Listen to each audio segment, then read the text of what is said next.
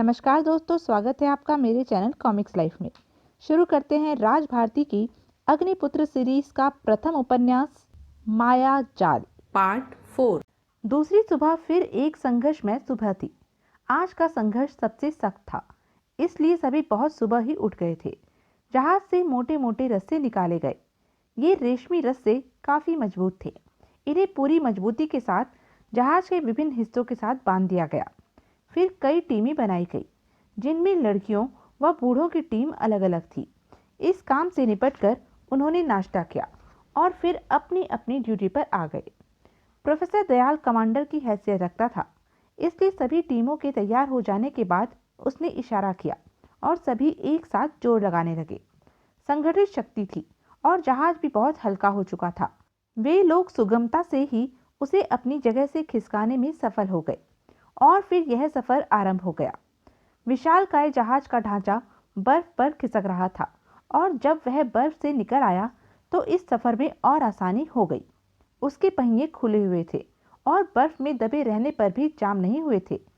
यूं पहियों के रहते इसे आसानी से ही बर्फ पर धकेला जा रहा था। वे लोग इस सफलता पर बहुत खुश थे।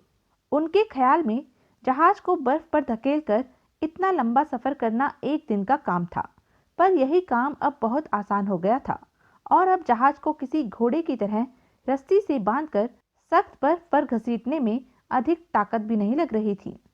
सिस्को और प्रोफेसर साथ ही थे।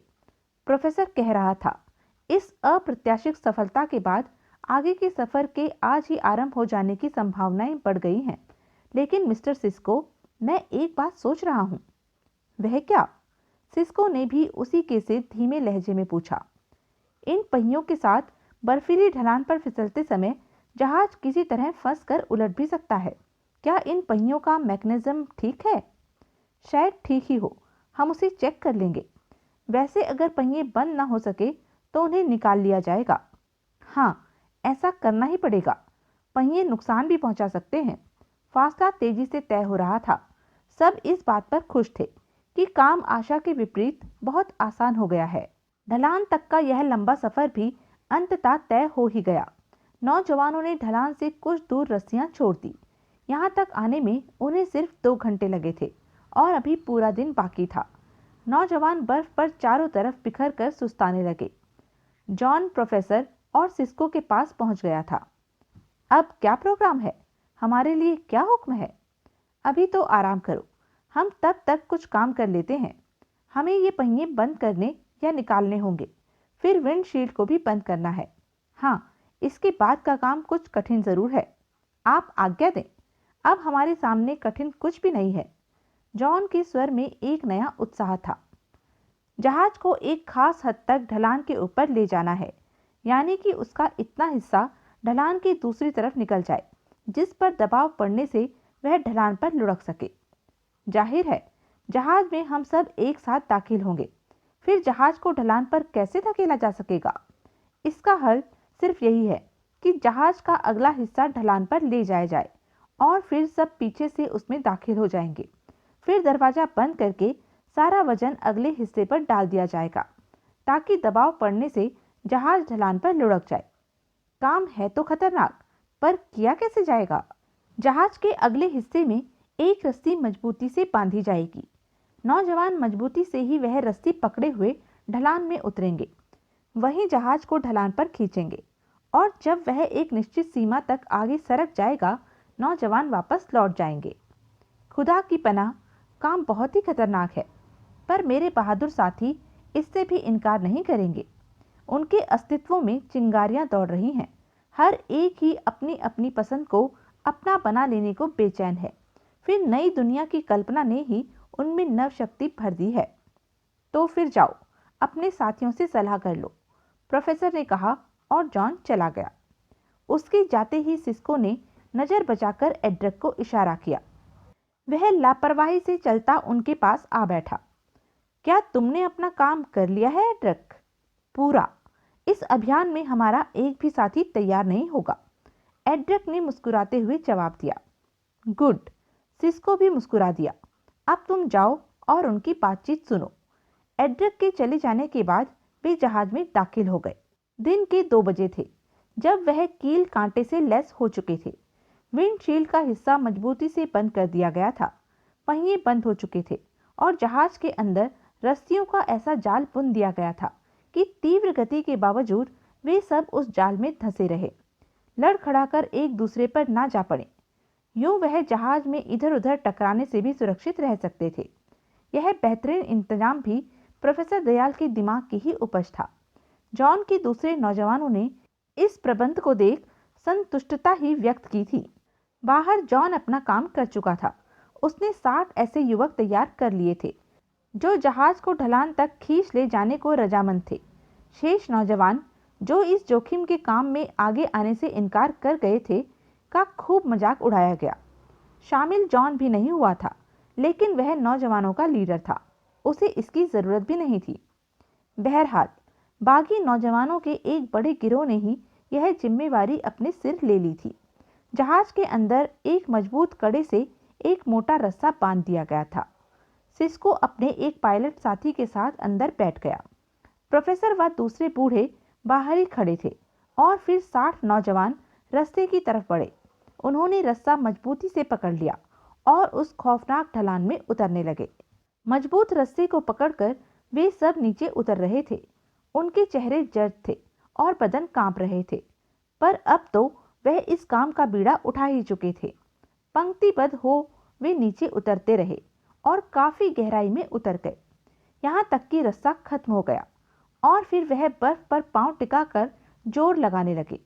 विशालकाय जहाज आगे सरकने लगा। देखने वालों की सांसें रुक गई। निसंदेह ही बड़ा खौफनाक काम था। जहाज ढलान की तरफ सरकता रहा और फिर उसका अग्रभाग काफी हद तक ढलान पर झुक आया। तब दरवाजे पर खड़े पायलट ने प्रोफेसर का इशारा पाकर सिस्को से कुछ कहा और सिस्को का दिल धक धक करने लगा। एक खौफनाक जिम्मेवारी उसके सुपुर्द की गई थी।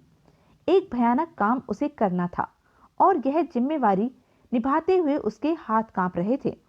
पर यह जिम्मेवारी उसे पूरी करनी थी, उन लड़कियों के लिए जो इन बूढ़ों पर भरोसा करती थी। खुद बूढ़े सिस्को की बेटी अमेरिका में मौजूद थी, यह भी उसकी बेटियां थी और इनके सम्मान की जिम्मेवारी भी उसी तरह उसके कंधों पर थी जैसे अपनी बेटी की। ये बिगड़े हुए नौजवान इन मासूम लड़कियों को दागदार करना चाहते थे। ये वहशी दरिंदे इंसानियत के उसूलों को भुला बैठे थे और इन मासूम असहाय लड़कियों को इन दरिंदों से बचाने की जिम्मेवारी इस वक्त सिस्को के सुपुर्द की गई थी। उसके कांपते हुए हाथ उस रस्से की तरफ बढ़े जिसे नौजवान पकड़े हुए थे। रस्सी में लगी गिरह उनकी जिंदगी की जमानत थी। इस रस्ते में उनकी जिंदगी के तार बंधे थे और यह बात बहुत कम लोगों को मालूम थी कि इन बदनसीबों की मौत का फैसला कर लिया गया है। यह फैसला लड़कियों को बचाने के लिए किया गया था। सिस्को के कांपते हुए हाथ आगे बढ़े। जहाज पूर्वता धीरे धीरे रेंग रहा था और फिर सिस्को ने गिरह का फंदा निकाल दिया। वह कील अपनी जगह से हटा दी जिसमें रस्सी फंसी हुई थी। इसके साथ ही बाहर कोहराम मच गया। लोग दहशत से चीखते हुए एक दूसरे से लिपट गए। लड़कियां भय से रोने लगी।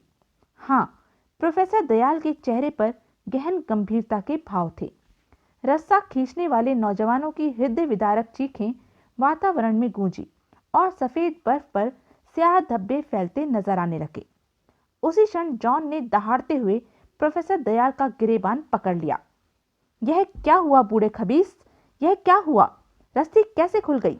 यह साजिश है, बोल, जवाब दे। दूसरे ही क्षण प्रोफेसर का एक जोरदार घूंसा जॉन के चेहरे पर पड़ा और जॉन दूसरी तरफ उलट गया। यह साजिश ही है मेरे बेटे, तुम जैसे दरिंदों को मौत की गार में धकेलने की साजिश। तुझे मेरी बेटी पसंद थी ना? नापाक इरादों से ही तुमने मेरी बेटी का हाथ पकड़ा था ना? तुम लोगों का अंजाम इससे भी बदतर होना चाहिए था। हाँ, अब स्थिति बदल चुकी है कुत्ते। हमने अपनी बेटियों को बचा लिया है। अब तमाम मासूम बच्चियों को बचा लिया गया है जो खतरे में थी। इन कमजोर बूढ़ों ने पाल पोस कर अपनी अपनी बेटियों को इसलिए नहीं बड़ा किया था कि वे उन्हें तुम्हारी भेंट चढ़ा दे। हमने यह साजिश उसी वक्त कर डाली थी जब तुम इंसानियत से नीचे गिरे थे। हम भी तो इस बर्फ के वीरानों में तुम्हारे साथी थे। हमें भी तो अपनों का ख्याल था। तुम नौजवान जो हमारे अपने बनते, हमारे ही लुटेरे बन बैठे। तुमने हमें कत्ल करने का फैसला किया था, हमें भी यही फैसला करना पड़ा, और देख लो हम कामयाब हो गए हैं। हम बूढ़े, समझे मेरे बेटे? मैं तुझे जिंदा नहीं छोड़ूंगा, तेरी बोटी बोटी कर इन वीरानों में फैला दूंगा। साथियों आओ, बोटी बोटी कर दो इसकी। जॉन दहाड़ा और उसके बचे हुए साथी प्रोफेसर की तरफ दौड़े, लेकिन तभी एड्रिक व वे बहुत से नौजवान जो दिल से इन बूढ़ों के साथी थे आगे बढ़ाए। हमारे होते हुए यह कैसे मुमकिन है दोस्तों? यही मौत ही तो अब तुम्हारा मुकद्दर भी है। हम दिलों से अपने इन बुजुर्गों की इज्जत करते हैं, इन लड़कियों की इज्जत। हमें माँ बहनों व बुजुर्गों की इज्जत करना ही सिखाया है। फिर संकट के इन क्षणों में तुमने मजबूर बूढ़ों व मासूम लड़कियों को अपनी ताकत से दबाना चाहा। तुम एड्रिक, जॉन ने कुछ कहना चाहा। बको मत, पागल दरिंदों को कुचलने की ताकत अभी हम में है। पर बुजुर्ग एक असंतुलित लड़ाई में पड़ अपनी जानें गंवाना नहीं चाहते थे। मैं और मेरे साथी तुम्हारे साथ नहीं, इन बुजुर्गों के साथ हैं, समझे कुत्ते? और फिर देखते ही देखते एड्रिक व उसके साथी उन वहशी नौजवानों पर टूट पड़े। बर्फ पर जिंदगी और मौत के बीच एक निर्णायक संघर्ष आरंभ हो गया। जॉन तो जैसे पागल हो गया था। वह वहशियों की तरह प्रोफेसर दयाल पर वार कर रहा था, लेकिन शिकस्त आज भी उसका मुकद्दर थी। बूढ़े प्रोफेसर में न जाने इतनी शक्ति कहां से आ गई, कैसी बिजलियां भर गई थी उसमें। वह नौजवान देवकाय जॉन पर भारी पड़ रहा था। घूंसे, लाते, सिर की टक्करें मार मार कर प्रोफेसर ने उसका हुलिया बिगाड़ दिया, और अपनी समस्त महारतों व पेशेवर दक्षता के बावजूद जॉन अभी तक प्रोफेसर को छू भी नहीं सका था। उधर एड्रिक व उसके साथियों ने जॉन के बचे खुचे साथियों को सीधा कर दिया। उसमें से बहुत से जमीन पर पड़े बेबसी से ही उन्हें देख रहे थे। प्रोफेसर दयाल ने जॉन को अपने हाथों पर उठा सिर से ऊंचा कर लिया। जॉन ने बहुत हाथ पांव मारे, लेकिन प्रोफेसर दयाल के सामने उसकी एक न चली। उसे उठाए उठाए ही प्रोफेसर ढलान के किनारे आ गया और जॉन चीखने लगा। अब वह रो रहा था, गिड़गिड़ा रहा था, जिंदगी की भीख मांग रहा था। तेरा खून गंदा है जॉन, मैं तुझे माफ नहीं कर सकता।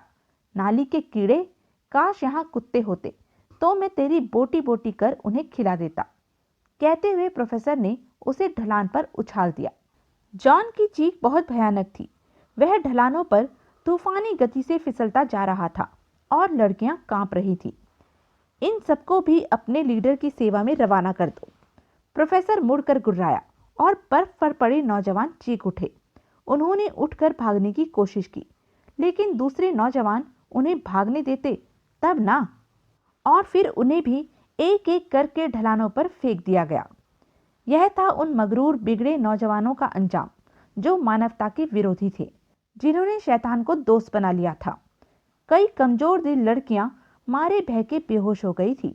दूसरी लड़कियां भी कांप रही थी, लेकिन उनके अस्तित्व में सुकून व निश्चिंतता की लहरें भी उठ आई थी। वह असहाय थी, मुसीबत जदा थी, और इन विपदा में अगर उन्हें इन बिगड़े नौजवानों का शिकार होना पड़ता तो वह जीते जी ही मर जाती। इस खौफनाक हंगामे के बाद वह अपने आप को संभालने का यत्न कर रही थी। हवा साए साए कर रही थी और चारों तरफ सन्नाटा छाया था। ढलान पर लुढ़कने वालों का अब नामो निशान भी नजर नहीं आता था। हाँ, उनकी चीखों की गूंज न जाने कहां कहां से होती हुई अब भी उनके कानों तक पहुंच रही थी, या फिर यह महज उनके कानों का भ्रम था। दिल दहला देने वाली चीखों का प्रभाव जो अभी तक उनके जहन से मिट नहीं रहा था। सब खामोश थे। इस भयानक घटना के बाद उनकी चेतना शून्य पड़ गई थी।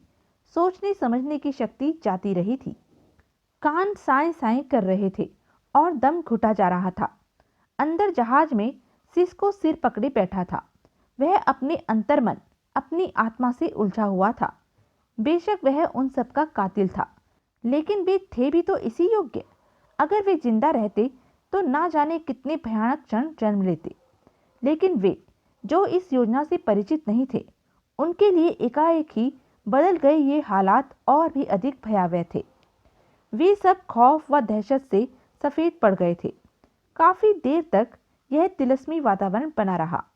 फिर प्रोफेसर दयाल ने एक गहरी सांस ली और भारी आवाज़ में बोला, हमारे लिए इसके अलावा कोई और चारा नहीं था और इंसानियत का तकाजा भी यही था।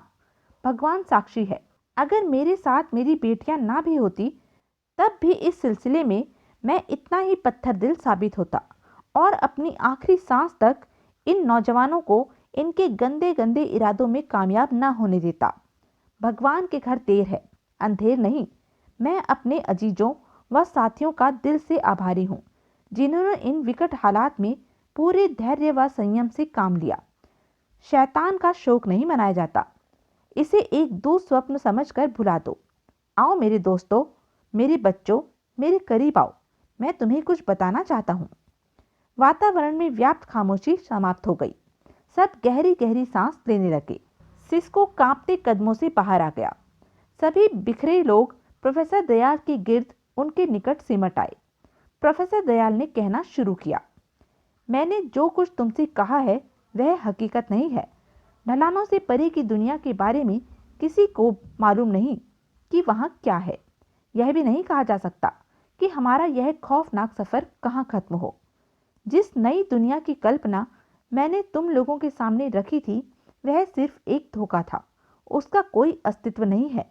हाँ, निजी तौर पर मैंने वही सब जरूर सोचा था जो मैंने कहा था, यानी कि मैं अपनी बच्चियों के साथ किसी भी वक्त इन ढलानों को पार करने का इरादा रखता था और अगर हालात एकाएक ही बदल न गए होते तो शायद मैं तुम लोगों के बीच नहीं होता। मैंने इन ढलानों को पार करने का दृढ़ निश्चय कर लिया था, लेकिन इन मासूम बच्चियों को खतरे में छोड़कर जाना मेरे ज़मीर ने सहन नहीं किया और मुझे अपना प्रोग्राम स्थगित करना पड़ा। हम हर वक्त उन खतरनाक नौजवानों के बारे में सोचते रहते थे जो अपने सीनों में ऐसा भयावह लावा दबाए बैठे थे जो किसी भी क्षण तबाही ला सकता था। मैंने मिस्टर सिस्को को अपने परीक्षण व अपनी योजना बताई जिसे उन्होंने पसंद कर लिया। अगर हम इन नौजवानों को उस काल्पनिक दुनिया के ख्वाब न दिखाते तो वह कभी भी इसके लिए तैयार न होते। खैर, अब आगे की सोचना व करना हमारे हाथ में है। हम जहाज को यहाँ तक ले आए हैं क्योंकि उन सिरफिरों की मदद बिना हम इस काम को इतनी आसानी से नहीं कर सकते थे। लेकिन अभी वक्त नहीं गुजरा, इसे वापस भी तो ले जाना है। आप लोग इस सफ़र के लिए तैयार नहीं हैं तो मैं आपको मजबूर नहीं करता। हाँ, मैं आज ही यहाँ से जा रहा हूँ। मुझे अब आपके जवाब का इंतज़ार है। हम वापस नहीं जाएंगे प्रोफेसर, आपने जो कुछ भी किया है ठीक ही किया है। हम आपका साथ देंगे, चाहे इसका अंजाम मौत ही क्यों न हो। बहुत से लोगों ने कहा। मेरे बहादुर दोस्तों, जिंदगी संघर्ष का ही दूसरा नाम है।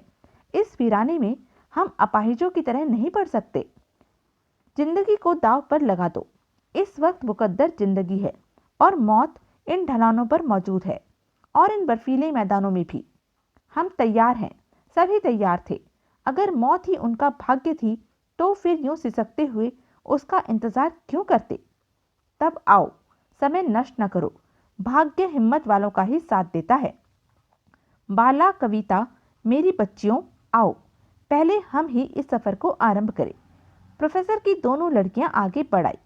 फिर दोनों बेटियों के कंधों पर हाथ धरे सबसे पहले प्रोफेसर ने जहाज में कदम रखा और उनके पीछे दूसरी लड़कियां। अचेत लड़कियों को उनके अभिभावक नौजवानों की मदद से जहाज में ले आए। जहाज के अंदर रस्सियों के बने हुए जाल के एक एक खाने में एक एक को बिठा दिया गया और रस्सियां उनके शरीरों से जकड़ दी गई। एक एक कर सभी जहाज में आ गए। बहुत फूंक फूंक कर कदम रखना पड़ रहा था। जहाज कई बार डगमगा चुका था। आखिरकार अंतिम व्यक्ति भी अंदर आ गया और जहाज का दरवाजा मजबूती से बंद कर दिया गया। जहाज अब भी स्थिर था। तब प्रोफेसर दयाल ने एक रस्सा पकड़ा और जहाज के अगले हिस्से में पहुंच गया। फिर उनके इशारे पर सिस्को व उसके तीनों पायलट साथी भी उसके पास आ पहुंचे। जहाज एक बार जोर से डगमगाया। उसका अगला हिस्सा नीचे की ओर झुकने लगा था। उनकी देखा देखी कुछ और नौजवान भी रस्सा मजबूती से पकड़े वहां आ गए। जहाज का संतुलन बिगड़ गया। एक भयानक झटका लगा और सबकी चीखें निकल गई। जहाज सुस्त रफ्तार से नीचे फिसल रहा था। वे सब विद्युत गति से ही वापस पलटे और रस्सियों की मदद से अपनी जगहों पर आ गए। जहाज ढलान पर आगे बढ़ रहा था। उसके पहियों की रगड़ बर्फ खुरच रही थी और जब वह बर्फ की गिरफ्त से छूट गया तो जहाज अचानक ही तूफानी रफ्तार से आगे बढ़ने लगा। अब वह निरंतर बर्फ पर फिसल रहा था, पर यह रफ्तार, उनके दिल उछलकर गलों में आ गए। खिड़कियों से बाहर का दृश्य नजर आ रहा था। जहाज के फिसलने से जमी हुई सख्त बर्फ खुरच कर ऊंची उठ रही थी और दोनों तरफ इस उछलती बर्फ की एक चादर ही उठाई थी। भय से सबकी आंखें बंद हो गई, दिलों की धड़कनें सुस्त पड़ गई। ऐसा लग रहा था जैसे वह आकाश से नीचे गिर रहे हों। कुछ कमजोर दिल हमेशा हमेशा के लिए ही धड़कना भूल गए। किसी को किसी का होश न था। सबके दांत भिजे हुए थे। उन्होंने मजबूती से रस्सियां पकड़ी हुई थी। जहाज को भयंकर झटके लग रहे थे। तब किसी बूढ़े के गले से कह कहा बुलंद हुआ, वादियां, हा हा हा, घाटियां, मौत की घाटियां, हम तेजी से मौत की मंजिलें तय कर रहे हैं, हा हा हा। वह कह लगाता रहा। उसका मानसिक संतुलन बिगड़ गया था, लेकिन किस में साहस था कि आंख खोलकर उसकी तरफ देख भी सकता। सबकी यही अवस्था थी। सभी के दिमाग खाली हो रहे थे। बाहर का किसी को पता नहीं था। न जाने जहाज कहाँ जा रहा था, न जाने कितना फासला तय हो चुका था, न जाने कितनी सांसें शेष रह गई थी। अब वे सब सिर्फ हालात की दया पर ही थे। अचानक जहाज बड़ी जोर से उछला। अब ऐसा लग रहा था जैसे वह शून्य में ऊपर की तरफ उड़ रहा हो। बूढ़े प्रोफेसर दयाल ने बड़ी मुश्किल से आंखें खोलकर अपने बराबर की खिड़की से बाहर की तरफ देखा। जहाज सचमुच ही किसी चीज से टकराकर उछल गया था और अब उसके नीचे कुछ नहीं था। उसने अपनी दोनों बेटियों की तरफ देखा। दोनों ही की गर्दनें लुढ़की हुई थी। दोनों ही बेहोश हो गई थी या शायद मर चुकी थी। अन्य लोग भी अधिकांश कुछ ऐसी ही स्थितियों में थे। तभी जहाज वेग से नीचे गिरा और रुक गया। फिर वह गेंद की तरह ही उछला और कई झटके खाने के बाद फिर उसी रफ्तार से आगे बढ़ने लगा। लेकिन इस बीच जैसे प्रलय ही तो आ गई थी। खिड़कियों के शीशे टूट गए थे। एक टूटा हुआ शीशा सिस्को की गर्दन में घुसकर गुद्दी से निकल आया था। जहाज की खिड़कियां व दरवाजे टूट टूट कर लोगों पर आ गिरे थे। किसी का सिर गायब हो गया था तो किसी की गर्दन। एड्रक का भेजा बाहर निकल आया था। किसी बूढ़े की गर्दन प्रोफेसर की गोद में आ गिरी थी और खून उगल रही थी। जहाज के पेंदे से बर्फ की रगड़ की आवाज कानों के पर्दे फाड़े दे रही थी। फिर जहाज के पेंदे में एक बड़ा सुराख हो गया और जो लोग उस सुराख के करीब बैठे थे उनकी टांगें गायब होने लगी। उनके बिना टांगों के शरीर उछलकर रस्सियों के जाल से निकल आए और फिर जहाज में फुदकने लगे। बड़ा भयावह दृश्य था। कहीं सिर उछल रहे थे, कहीं कटे हुए हाथ और पांव तड़प रहे थे। कोई किसी खून उगलते धड़ के नीचे दब गया था। कोई अपने अचानक गायब हो जाने वाले कंधों को तलाश कर रहा था।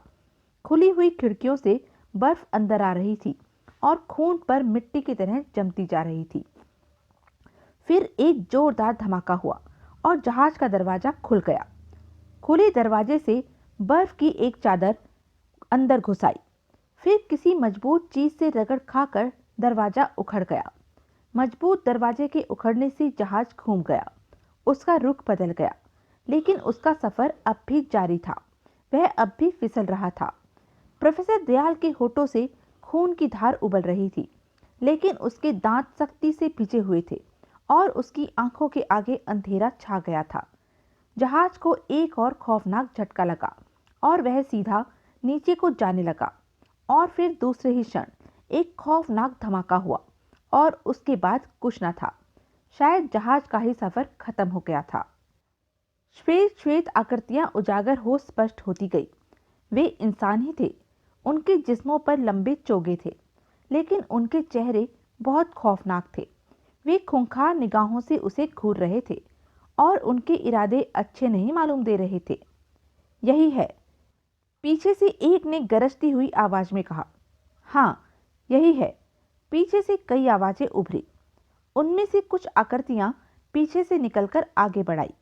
तब उसने देखा, सबसे आगे वाली आकृति जॉन की थी। उसके हाथ में एक लंबा चाकू था। वह खूनी निगाहों से उसे घूरता रहा था और फिर उसने भयानक आवाज में कहा, बूढ़े शैतान, अब बोल, अब मेरे हाथों से बचकर कहाँ जाएगा? तू मेरा कातिल है और अब मैं तुझे कत्ल कर दूंगा। हा हा हा, अब मैं तुझे कत्ल कर दूंगा। उसने चाकू लहराया और चाकू प्रोफेसर दयाल के बाएं कंधे में घुस गया। एक तेज कराह उसके गले से निकली और जॉन कह कहे लगाता हुआ पीछे हट गया। फिर दूसरे लोग सामने आए। ये वही नौजवान थे जिन्हें उसके हुक्म से ही मौत के मुंह में धकेल दिया गया था। उन सबके हाथों में लंबे लंबे चाकू थे। फिर वह सब उसके शरीर को अपने चाकुओं से गोदने लगे और इन जख्मों से खून उबलने लगा। वे उसे सता सता कर मारना चाहते थे। उनमें से किसी ने भी चाकू का ऐसा वार नहीं किया था जो कारगर होता और उसकी जिंदगी खत्म कर देता। वह मचलता रहा, कराहता रहा और नौजवान उसके जिस्म को छलनी करते रहे, यहाँ तक कि वह जख्मों से निढाल होकर जमीन पर गिर पड़ा और नौजवान कह कहे लगाने लगे। फिर उन्होंने उसे घेरे में ले वहशियाना नृत्य आरंभ कर दिया। वह उसके शरीर को ठोकरें मार रहे थे और हर ठोकर पर उसकी कराह निकल जाती थी। काफी देर तक यह नृत्य जारी रहा। फिर नौजवानों ने हाथों में पकड़े हुए चाकू जमीन पर फेंक दिए और उसकी तरफ झुकाए। उन्होंने उसे हाथों में उठा लिया और उसके जख्मों से चूर चूर जिस्म को लेकर एक तरफ चल दिए। उसकी आंखों के सामने नीला आसमान था और पूरा बदन दर्द से फटा जा रहा था। काफी दूर चलकर वे रुके और उसके बाद उन्होंने उसे शून्य में उछाल दिया। उसके कंठ से निकलने वाली चीख से चारों दिशाएं ही तो कांप उठी। वह नीचे गिर रहा था और गहराइयां, न जाने इन गहराइयों का अंत कहाँ था। वह गिरता ही रहा, गिरता ही रहा। इस बीच एक और धमाका हुआ। वह किसी चीज पर पड़ा था। तब उसका मस्तिष्क अंधेरों में डूब गया। वह उसी तरह गुमसुम पड़ा रहा। इतनी ऊंचाइयों से गिरने के बावजूद वह जिंदा था और अपनी हालत पर चकित था। उसने इस जगह को टटोला जहां वह गिरा था। न जाने कौन सी जगह थी, न जाने कैसी जगह थी। उसके हाथ किसी लिजी चीज से टकराए और भीग गए। तब उसने कठिनाई से आंखें खोली और इस गीली चीज को देखने लगा। कुछ क्षण तो कुछ नजर नहीं आया। फिर आंखों की ज्योति वापस आती गई। उसने देखा कि उसके हाथ खून में डूबे हुए थे। लेकिन वह लिजी चीज क्या है? उसने कोहनियों पर जोर दिया, थोड़ी सी गर्दन उठाई। कोई स्याह चीज थी। पूरी तरह होश हवास संयत कर उसने देखा। वह इंसानी जिस्म का कोई अंदरूनी हिस्सा था, शायद फेफड़े, कलेजा या कोई ऐसी ही चीज। लेकिन वह किसका जिस्म था? कौन सी जगह है जहां उसे फेंका गया है? सिर पर आसमान भी नहीं है। वह काली सी छत कैसी है? और यह तो ज्यादा ऊंची भी नहीं है। कोई सड़क, शायद संदूक है। लेकिन उन लोगों ने तो उसे किसी संदूक में बंद करके नहीं फेंका था। फिर यह इस संदूक में कैसे आ गया? वह हैरानी से सोचता रहा और फिर उसे जैसे सब याद आ गया। वे नौजवान कहाँ से आ गए? वे तो मर चुके थे। जॉन भी मर गया था और खुद वह, ओह, वह खुद तो जहाज में था। जहाज? उसके जहन में धमाका हुआ। जहाज में तो बाला भी थी, कविता भी, दूसरे भी कई लोग थे। पूरे जिस्म में भयंकर पीड़ा की उठती टीसों के बावजूद वह घबराकर उठ बैठा। और अब एक भयावह दृश्य उसकी आंखों के सामने था। वह उसी जहाज में ही था। जहाज का क्षतिग्रस्त मुड़ा तुड़ा ढांचा उसके सामने था। उसकी छत कहीं कहीं से पिचककर फर्श से लग गई थी और उसके नीचे जो कोई भी था पिचक गया था और पिचके हुए शरीरों से खून अब भी फव्वारों की शक्ल में उछल रहा था। पूरे जहाज में खून ही खून था। अंग चारों तरफ बिखरे हुए थे। कुचले हुए चेहरे बहुत ही भयानक नजर आ रहे थे। पिचके हुए जिस्मों से अंदरूनी भाग भी बाहर निकल आए थे। मुर्दा इंसान एक दूसरे पर पड़े थे। तब सब कुछ उसे याद आ गया। सफर खत्म हो चुका था और वह जिंदा था। मगर कविता, बाला, वह अपने घावों को भूल गया। उसने एक रस्सी पर दोनों हाथ टिकाए, टांगों पर जोर लगाया और उठ खड़ा हुआ। बाला! उसके गले से दहाड़ निकली। कविता! वह फिर चीखा और रस्सियां पकड़ पकड़ कर आगे बढ़ने लगा। वह फर्श देखता हुआ आगे बढ़ रहा था। उसका दिल गम की पीड़ा में डूबा हुआ था। जहाज का एक भी मुसाफिर जिंदगी की सांस नहीं ले रहा था। सब मर चुके थे, लेकिन वह कैसे जिंदा था? और अभी थोड़ी देर पहले जो मानसिक अवस्था उसकी थी, वह महज एक कल्पना ही थी। जागते में देखा एक ख्वाब था यह सब। उसके शरीर पर घाव थे जिनसे टीसें उठ रही थी, लेकिन यह घाव चाकुओं के नहीं थे। उसके पांव की ठोकर किसी चीज से लगी और वह चीज उछलकर रस्सियों के जाल पर आ गिरी। उसने उसे देखा और दिल पकड़कर रह गया। यह नौजवान एड्रक का सिर था, वही दुस्साहसी व नेक दिल नौजवान जिसने मुसाफिरों को बचाने के लिए एक कामयाब कोशिश की थी और जहाज को तूफान से बचा बर्फ पर उतार लाया था। लेकिन वह किस किस को देखता? लंबे लंबे सुनहरे बालों में छुपा हुआ एक चेहरा उसके सामने था। यह मारिया थी, एक शोक व खुश मिजाज एयर होस्टेस, खूबसूरत और जवान। लेकिन उसका शरीर चेहरे के साथ नहीं था। शरीर न जाने कहाँ था। उसका दिल डूबने लगा। क्या कविता और बाला का चेहरा भी इसी तरह खून में डूबा पड़ा होगा? ओह नहीं नहीं, यह नहीं हो सकता। कविता, बाला, उसने दहशत से कांपती हुई आवाज से पुकारा। रस्सियों के जाल में झांकता वह आगे बढ़ता रहा और फिर वह जहाज के आखिरी हिस्से में पहुंच गया। लेकिन लाशों के टुकड़ों में जिंदगी कहां से होती? कोई भी तो जिंदा नजर नहीं आ रहा था। खून में डूबे हुए चेहरों से सही पहचान भी तो नहीं हो पा रही थी। पूरे पूरे जिस्म टुकड़ों के नीचे दबे पड़े थे। उसकी आंखों से आंसू उबल पड़े। बाला, उसकी डूबी हुई आवाज उभरी और वह फूट फूट कर रोने लगा। उसका दिल बैठा जा रहा था। काफी देर तक वह मुंह ढके बैठा रहा। फिर उसने चेहरों से दोनों हाथ हटाए। हालात से स्पष्ट था कि बाला और कविता भी बच नहीं सकी हैं। दोनों लड़कियां भी इस भयावह मौत का शिकार हो गई हैं। मौत इतनी भयानक भी हो सकती है, यह तो उसने कभी सोचा भी नहीं था। फिर अब उसे क्या करना चाहिए? खुदकुशी? एक शब्द उसके जहन में उभरा। अब इस एकाकी जीवन में रखा भी क्या था? न जाने वह खुद क्यों बच गया, यह सब देखने के लिए। खुदकुशी पाप है, लेकिन इन हालात में जब सभी साथी बिछुड़ गए, सब मौत का शिकार हो गए, फिर अब इस निरुद्देश्य जिंदगी की उसे भी क्या जरूरत थी? वह अकेला जिंदा रहकर भी क्या करेगा? लेकिन लेकिन लेकिन बच्चियों को एक आखिरी नजर देख तो लूं। उन्हें देखे बिना मरने पर तो मेरी आत्मा को करार नहीं आएगा। जहन में उभरे इस ख्याल के साथ ही वह अपने शरीर के घाव को भूल गया।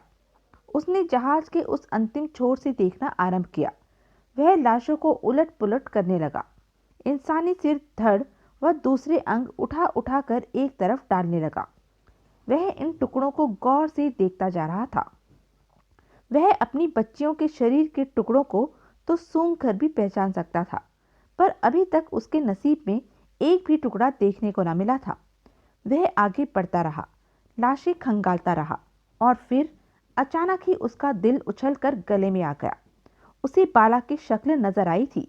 हाँ, वह बाला का ही सिर था जो बहुत सी लाशों के नीचे दबा पड़ा था। उसके चेहरे पर खून ही खून था, लेकिन एक बार तो अपनी बेटी को इस हालत में भी पहचान सकता था। मेरी बच्ची, उसके दिल से कराह निकली और उसने बाला का सिर उठाकर सीने से लगा लेना चाहा, लेकिन यह सिर अपने धड़ से अलग नहीं था। इस सिर से गर्दन जुड़ी हुई थी। यह महसूस करते ही प्रोफेसर ने जल्दी जल्दी उसके जिस्म पर पड़े इंसानी जिस्मों के कटे अंग हटाए और बाला को निकाल लिया। बाला का शरीर सुरक्षित था, हालांकि पूरा शरीर खून में डूबा हुआ था, लेकिन कोई भी अंग कटा नजर नहीं आ रहा था। उसने तेजी से उसे उठाकर एक साफ जगह पर ला लिटाया। फिर उसके दिल की धड़कनें सुनने लगा। फिर वह उछल पड़ा। बाला का दिल धड़क रहा था। वह जिंदा थी, जिंदा। लेकिन कविता, उसे तो जिगर के दोनों टुकड़ों से एक सी मोहब्बत थी। उसे भी ढूंढा जाए। शायद कुदरत अपना कोई चमत्कार दिखाने पर ही आमादा हो, वरना इन हालात में बाला का जीवित बच निकलना भी एक आश्चर्य ही तो था। अब उसने लाशें उलटने की रफ्तार बहुत तेज कर दी। उसने देखते ही देखते पूरे जहाज को खंगाल डाला। लेकिन उसे ताज्जुब होने लगा। कविता की ना तो कहीं लाश थी, ना ही उसका कोई निशान ही मिल पाया। शायद देखने में कोई गड़बड़ हो गई है। उसने एक बार फिर लाशों को टटोला, चेहरे पहचाने, लेकिन व्यर्थ। कविता का कहीं कुछ पता नहीं था। अब एक ही बात सोची जा सकती थी। वह जहाज के उस हिस्से में थी जो पिचक गया था और जिसके नीचे से कोई भी लाश नहीं निकाली जा सकती थी। कविता उससे दूर चली गई थी। बाला के जिंदा मिल जाने की खुशी के मुकाबले यह एहसास कुछ ज्यादा ही कष्टप्रद था। वह अपनी बच्ची की लाश भी नहीं देख सकता था। वह थके थके कदमों से बाला के रक्त रंजित जिस्म के करीब पहुंच गया। उसने धुंधलाई हुई आंखें साफ की और उसके जिस्म को टटोलने लगा। मासूम के कई हिस्सों से खून रिस रहा था, लेकिन शरीर प्रकट में सही सलामती मालूम होता था। कोई बड़ी चोट या घाव नजर नहीं आ रहा था। वह केवल बेहोश ही मालूम हो रही थी। बाला, मेरी बच्ची, बाला, होश में आ मेरी बच्ची, वह भर्राए स्वर में बोला। और उसी वक्त उसके कानों में एक क्षीण सी आवाज गूंजी, डैडी। शायद बाला होश में आ गई।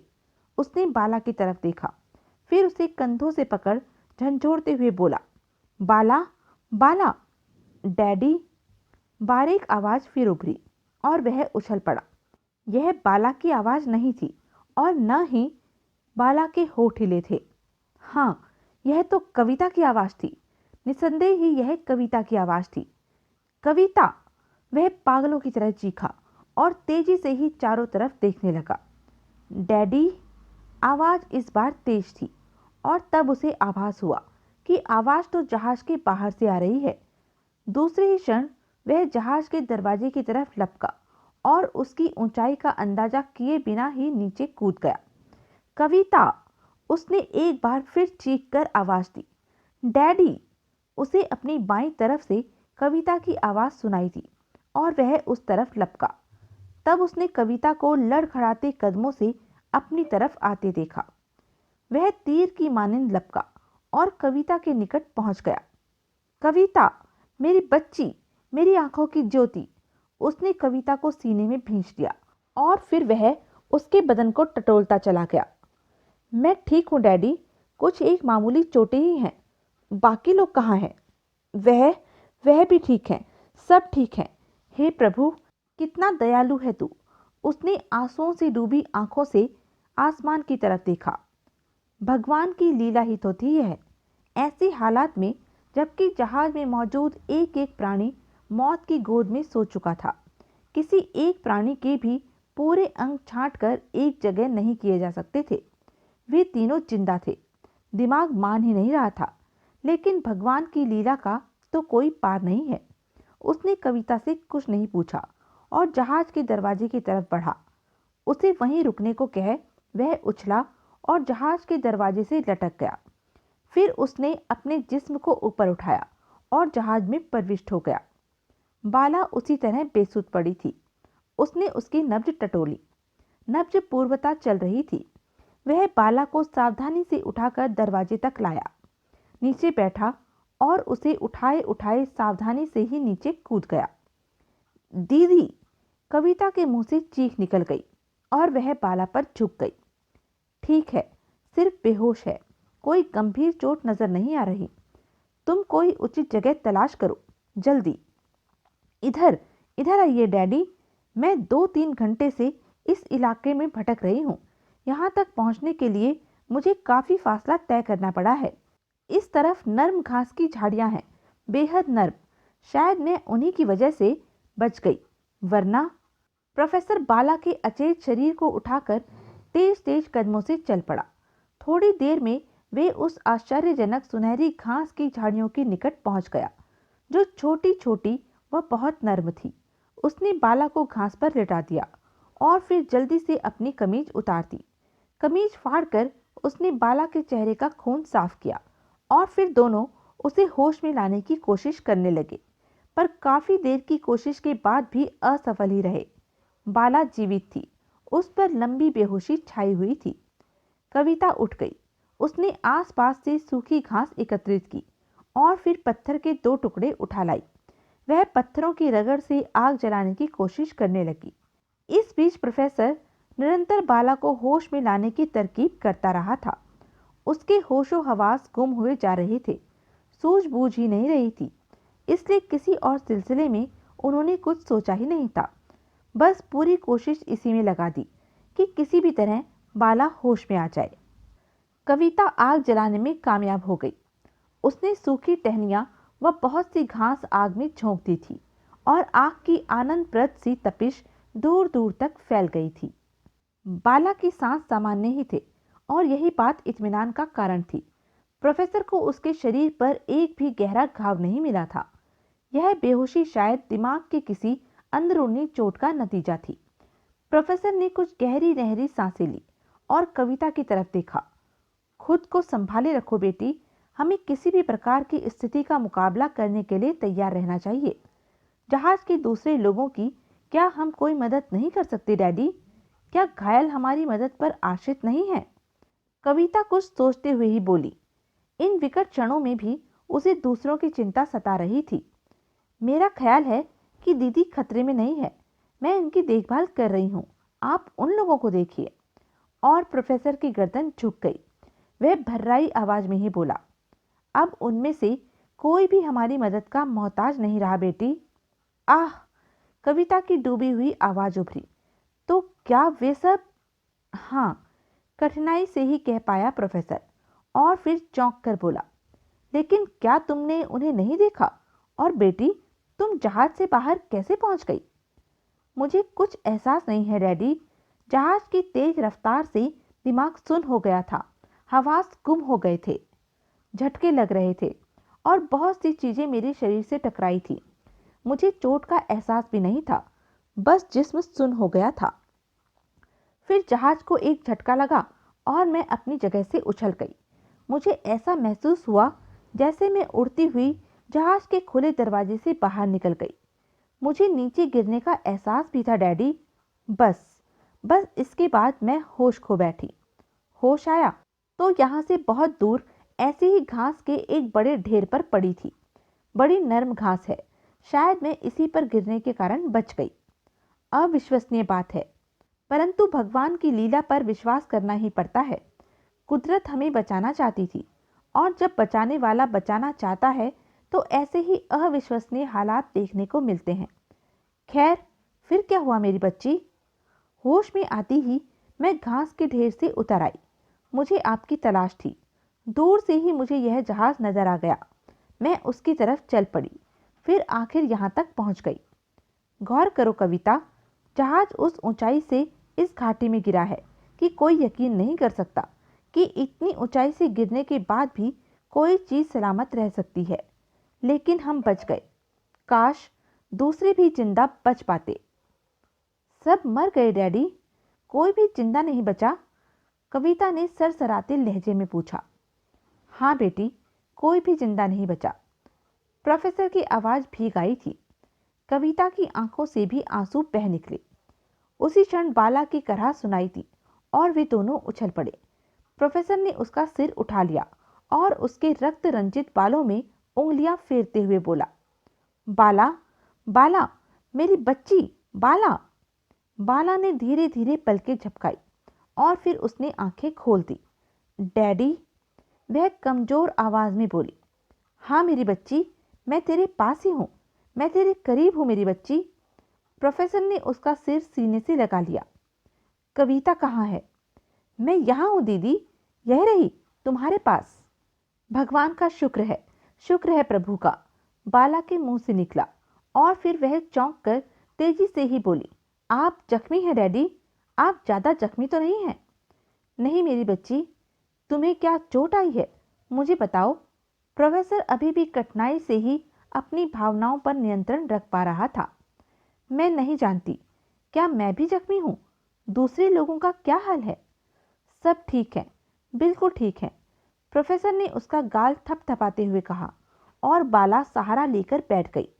प्रोफेसर आंतरिक खुशी महसूस कर रहा था। हालांकि वे एक भयावह दुर्घटना का शिकार हो गए थे, पर यह क्या कम था कि खुद प्रोफेसर के जिस्म पर कोई जख्म नहीं आया था। उनकी अपनी दोनों बेटियां जिंदा थी। न्यूयॉर्क से रवाना होने वाले उस जहाज के स्टाफ सहित 304 यात्रियों में से केवल वे तीनों ही जिंदा बचे थे। पर कौन जानता था उन्हें अभी और कैसे कैसे अजूबे देखने को मिलते थे। फिलहाल तो वह इस जगह के बारे में कुछ भी नहीं जानते थे। वह कहाँ है और यहाँ उन्हें किन कठिनाइयों का सामना करना पड़ेगा, यह उनमें से कोई भी नहीं जानता था। बाला अब बिल्कुल ठीक थी। उसके शरीर पर घाव तो कई थे, पर एक भी घाव गंभीर नहीं था। प्रोफेसर कितनी ही देर तक दोनों बेटियों को सीने से लगाए घास के ढेर पर बैठा रहा। उसकी निगाहों में अपने साथियों के चेहरे नाच रहे थे। जहाज के अंदरूनी दृश्य घूम रहे थे। अगर लड़कियां भी उस दृश्य को देख लेती तो या तो खौफ से पागल हो जाती या उनके हार्ट फेल हो जाते। लेकिन अब क्या करना चाहिए? जो होना था वह तो हो चुका था और यह हकीकत थी कि अगर नौजवान वैश्विक विद्रोह पर न उतर आते और मासूम लड़कियां खतरे में न आ जाती तो प्रोफेसर किसी दिन चुपके से ही अपनी बेटियों सहित इन ढलानों की तरफ निकल आता। उन लोगों को उन्होंने उनके हाल पर ही छोड़ देने का फैसला कर लिया था। जाहिर है वह सिर्फ अपनी जिंदगी खतरे में डाल सकता था, दूसरों की नहीं। लेकिन हालात बदल गए और उसे अपनी योजना में परिवर्तन करना पड़ा। मौत उन लोगों का भाग्य थी। यहाँ आ गई, बर्फ पर भी आ सकती थी। वह ऐसे ही तर्कों से अपने दिल, अपनी आत्मा को समझाने की कोशिश करने लगा। अब मौजूदा परिस्थितियों से जूझना था और इसके लिए पहले इस जगह के बारे में अंदाजा लगाना था। तो यह थी अब तक की कहानी। आगे की कहानी जानने के लिए बने रहें मेरे साथ। और हाँ, मेरे चैनल को लाइक, शेयर और सब्सक्राइब करना ना भूलें। धन्यवाद।